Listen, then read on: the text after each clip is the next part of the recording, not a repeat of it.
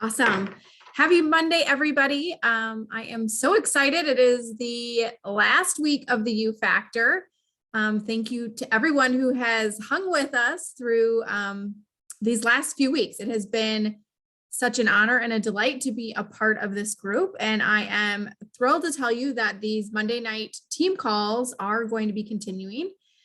So look for some information, hopefully later this week. We are working on collaborating with a few more leaders to hopefully get a fun new team call series up and running through the spring and summer. So thank you so much for being here. Hopefully you have found this to be beneficial and a blessing to you, to be reminded that you are the secret sauce in your Isogenics business. And that each week you maybe learn a little bit something new about yourself or Isogenics, or we're reminded of the beauty of this business and the process. We are going to do something a little bit different tonight. As we look to wrap up, I thought, what was the most valuable way that I could wrap up a series titled The YouFactor? And like I mentioned, really the purpose of this whole call series has been to remind you that you are the most important part of your business, right? It is your voice, your story, your passion. It is all about you, and the way that you express who you are and why you love Isogenics is what will attract people into your business. And with that reason, or for that reason, what I did was I went actually back to what I consider to be the Bible of network marketing, which is Eric Worre's GoPro. And he has, he outlines the 7 fundamental skills that it takes to be a network marketer. So I know we have people in the car. I mean, I think Michelle's in the car. I know Tara's in the car on Mondays.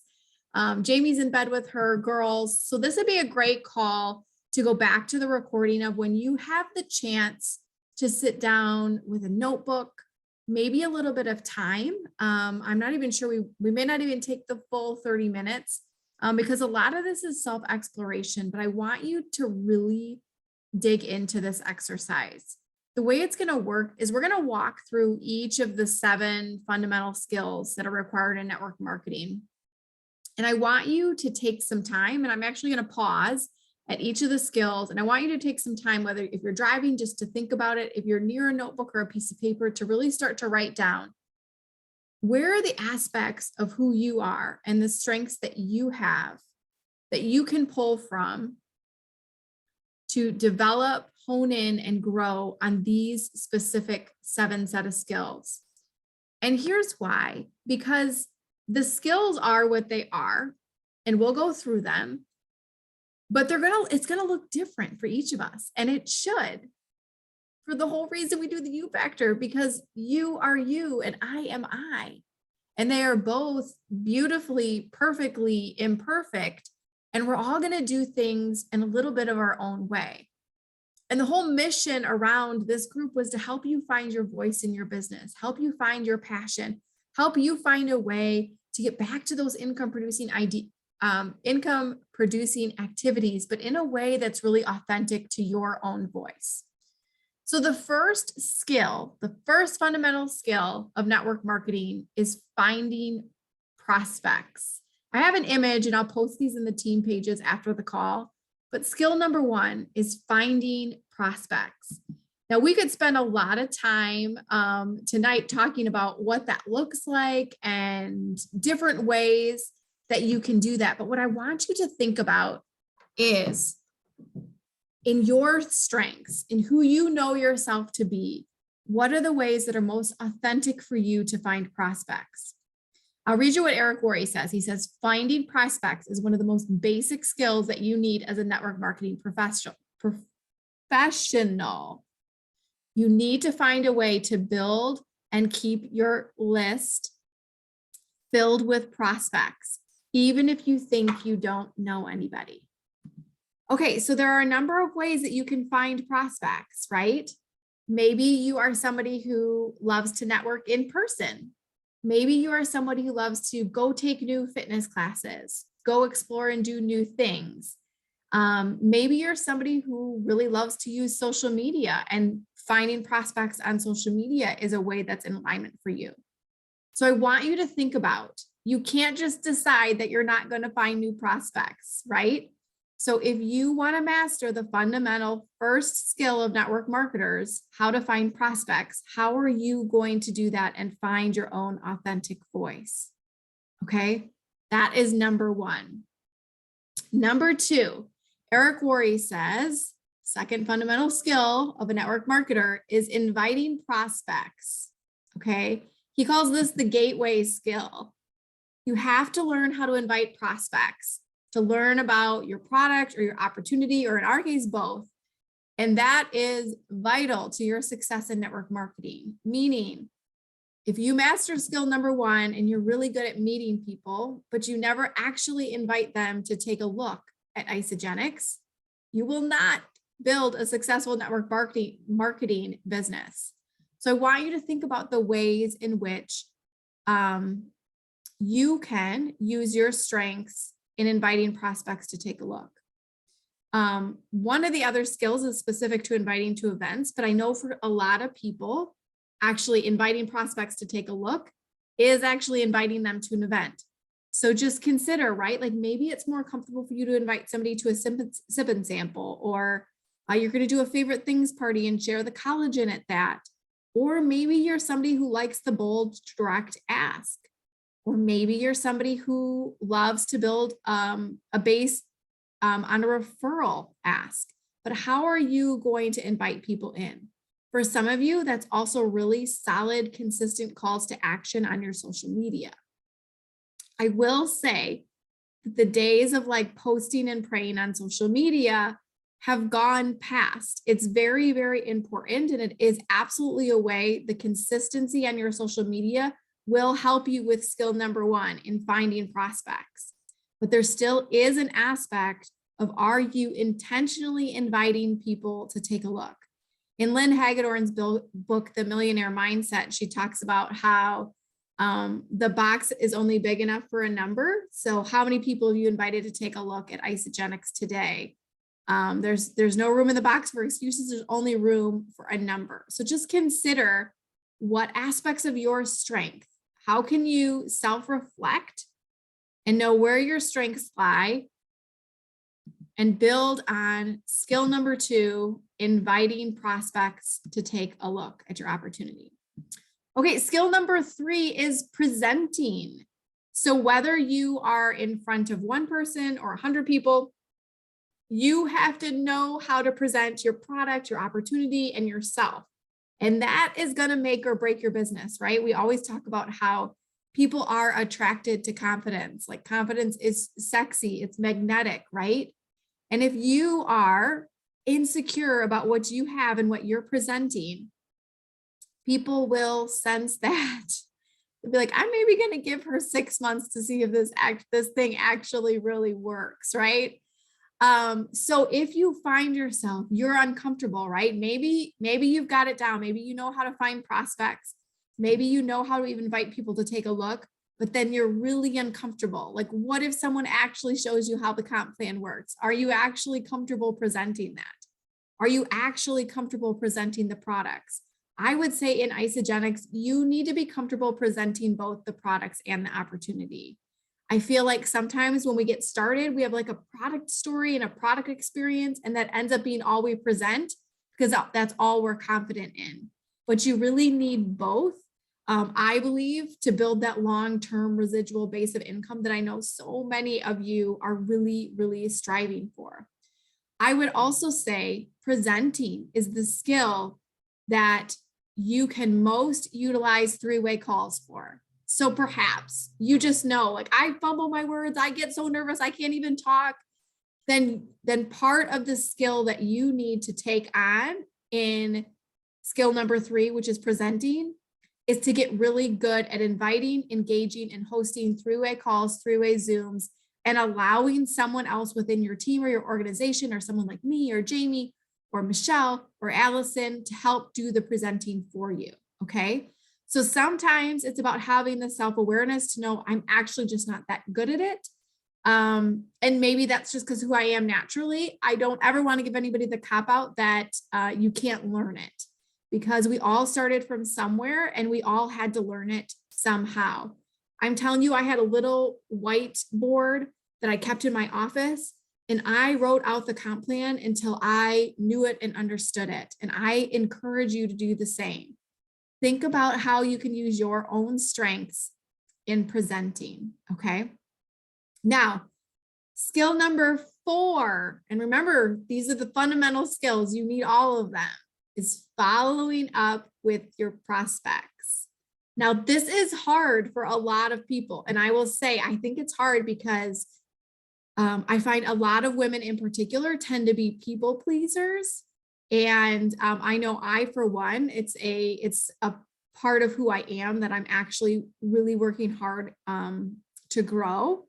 And because of that, I never want to pressure somebody, right? Like I never want to like be that annoying person that follows up. But as Eric Worre says, the fortune is in the follow-up. And part of that is just keeping the conversation going with a prospect to schedule the next exposure.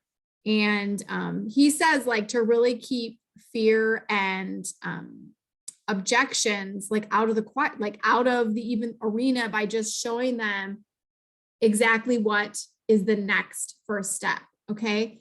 And what does that look like? It looks like if you engage with somebody, they agree to take a look at Isagenix, right? And that inviting somebody to take a look, that you don't just like wait to hear from them.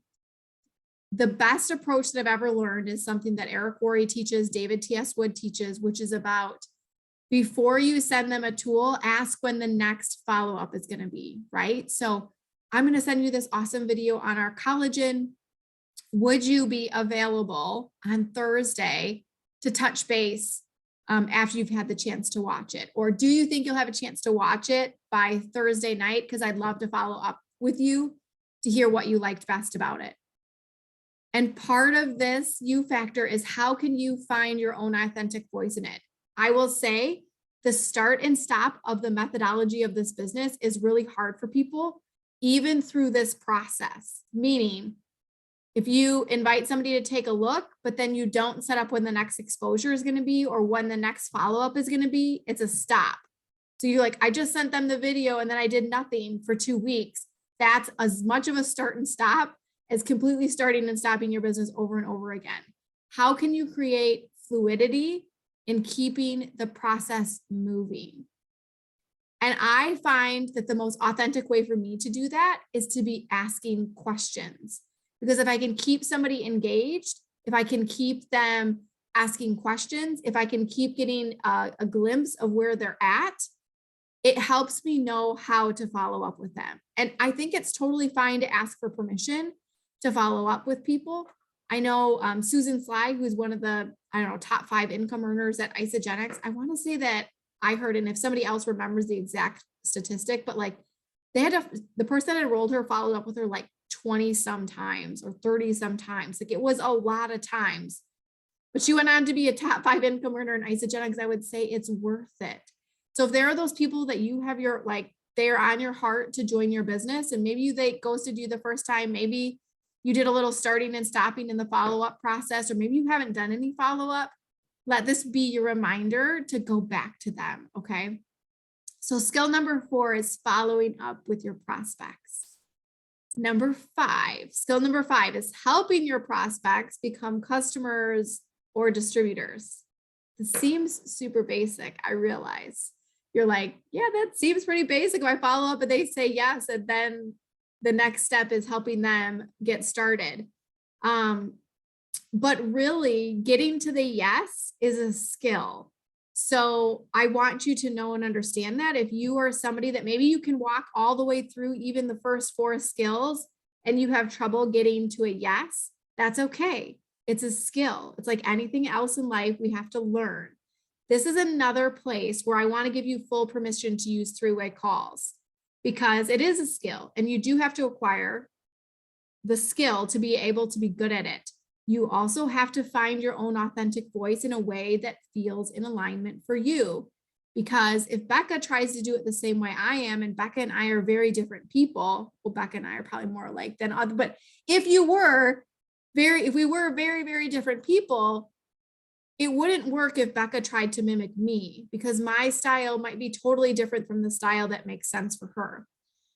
But if you can get put on three-way calls with people that you do feel like are in alignment with you, that are building their business in the way that you want to build your business, you will learn from them and you will find your own authentic voice in that.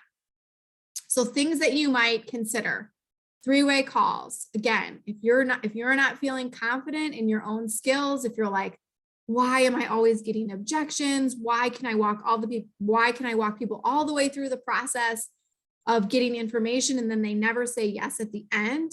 Use a three-way call, because it might just be that this is the skill where you actually need to work on. Now, I know Eric Worre has something called the 6-question close.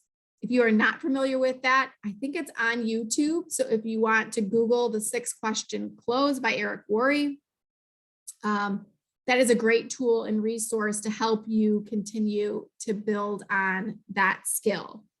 I think also just like knowing and understanding and being comfortable with people's objections, I find helps bring me closer to the yes. Meaning, if I think somebody's going to have an objection to the business because they're already a super busy person, they don't have a ton of time, in part of the way I present the opportunity is already addressing the objections I think they're going to come back with.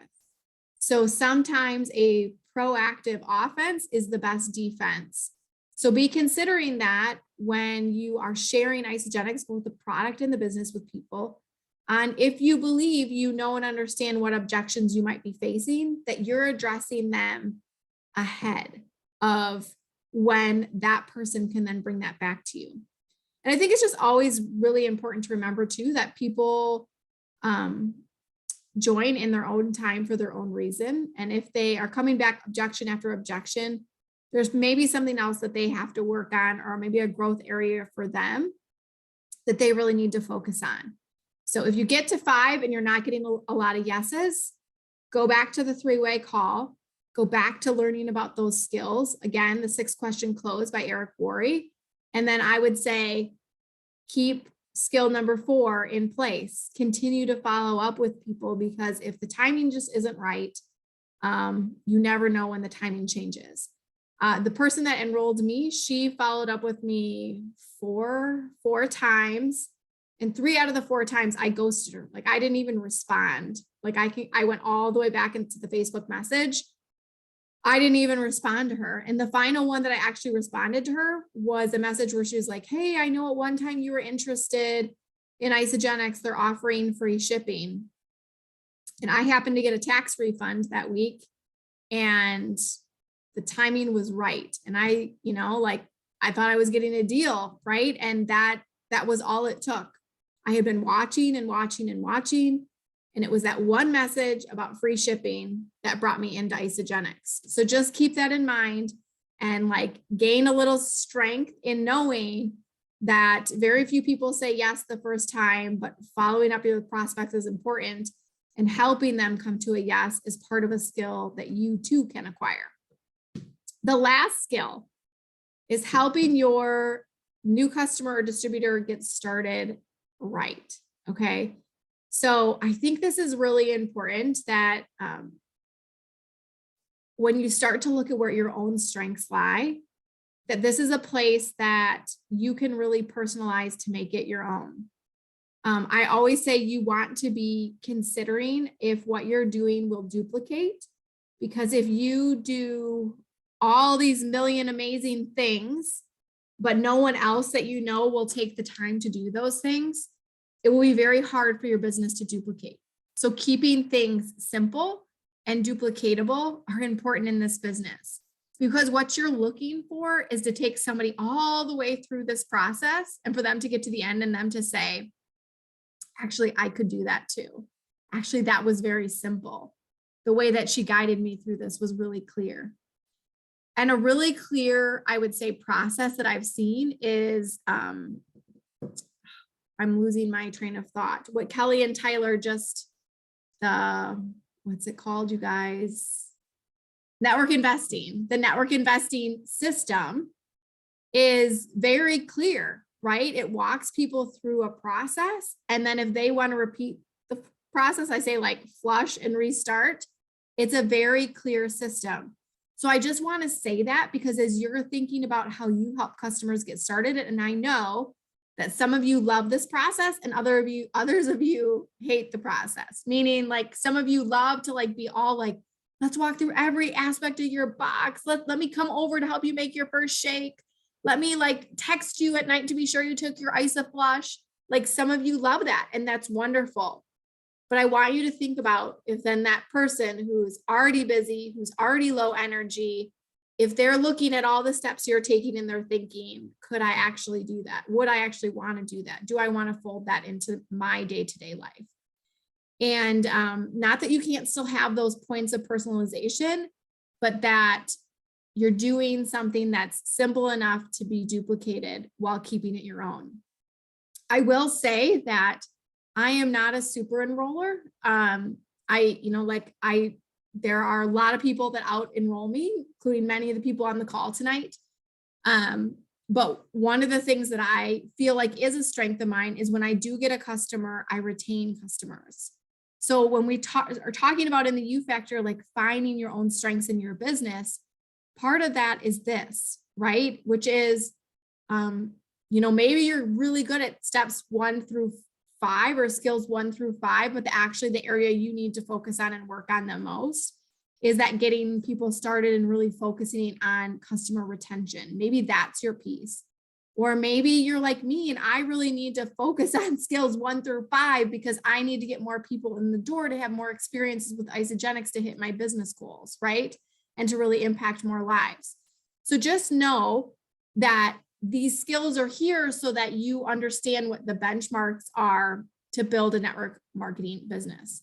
And then skill number 7, which I mentioned earlier, is promoting events.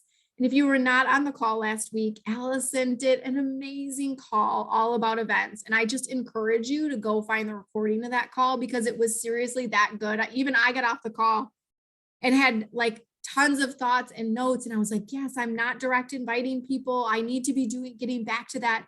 And the truth is the foundation of your business is around retention and stability. Zach Solban always says, like, all you're trying to do is to get a large amount of people to do a little bit.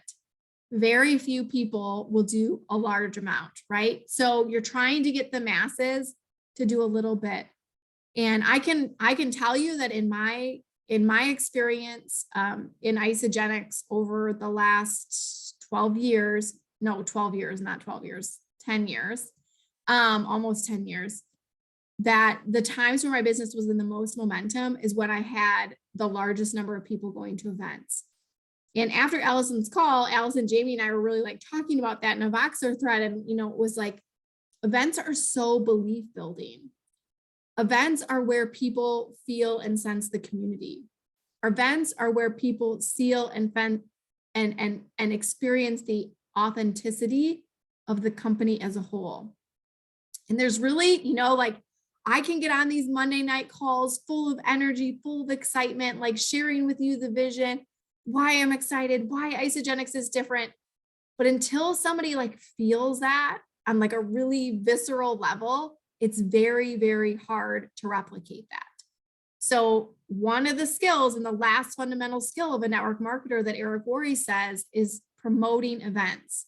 So I want you to think about as you reflect on these 7 skills and you start to think about, okay, where are the areas I need to focus on? Where are areas that I can call in collaborators or leaders on my team to help me in growing in these areas? And where do I have existing strengths that really I just need to apply to these areas? Obviously, with the vision tours coming up, the celebration being in August, this is a great opportunity to start to be inviting people to events. I know Tara was on the call last week and actually went and got her ticket to the vision tour. And I think that's really important. I think that we forget, and we have forgotten, I think over the last 2 years, the value behind community and the power of that in our business. And if you think about, if you can get somebody to an event Maybe they're not going to run to executive. Maybe they're never going to even become a manager. But if they come and they experience isogenics on that visceral level, if they experience the community, if it keeps them ordering product, if it invites them to join that first IsoBody challenge where we have the highest retention and they're ordering all that BV month after month and getting to experience the coupon and the community around that. If they enroll 1 or 2 people, that blesses your business, right? And so I just like when we start to think about working smarter, not harder, events are that. And I look forward to the day where there are more events and more Super Saturdays and more Isogenics universities and all those events that I know we've been missing. But consider, are there people that you can be inviting to the vision tour? So as we wrap tonight, the last night of the YouFactor, I'm just going to review this one more time. Skill number 1, finding prospects. Fundamental. You have to have people to talk to. Skill number 2, inviting prospects to take a look. Skill number 3, presenting, actually telling them about your opportunity and your products. Skill number 4, following up with your prospects. Skill number 5, helping prospects become customers or associates. Skill number 6, helping new customers get started right, or associates, that would be. And then skill number 7, promoting events. So I want you to really take some time. If you need to go back and listen to this call again, I'll post the image of what the 7 skills are. I want you to think about those areas. Where can I use my existing strengths and talents in each of these 7 areas? Where do I need growth? Where do I need to be seeking collaboration to learn? And actually tonight, just before I got on this call, I call these God winks when like something pops up and I'm like, okay, I know I meant to talk about this, I'm on the right track. This popped up and it was like a quote by somebody named Stephen Bartlett. I don't even know who he is, but it said, there is no self-development without self-awareness. You can read as many books as you like, but if you're unable to read yourself, you'll never learn a thing. And here's why I wanted to share that as we wrap the YouFactor call. Because you can focus on personal development, but if you lack the self-awareness to know, these are my strengths and talents, these are my areas of growth where I need to continue focusing on, and these are the places that I need collaboration, you won't actually see the growth. And when I go back to these are the 7 fundamental skills, you need to have enough self-awareness to say, actually, I'm not really finding prospects right now. I'm not growing my list. I'm not growing my social media following. I'm not really doing anything to find prospects right now. Okay, great. I know I need to focus on that. Or I'm expanding my network, but I'm never actually presenting to people because I'm spending so much time connecting. I don't know if there's anybody else like me who I love to stay in the connecting zone and never get to the inviting zone, right? Or I'm not confident. I could present the comp plan, et cetera, et cetera. So have the level of self-awareness to know this is what you're good at, how you can apply that to your business, where you need to grow and where you need help and support. I hope this call blessed you tonight. Thank you for spending 30 minutes of your Monday with me. I love you guys. Look for more information, brand new call series starting next Monday. I'm looking forward to that. It's going to be full of energy and life and new leaders joining in to collaborate and have a wonderful week.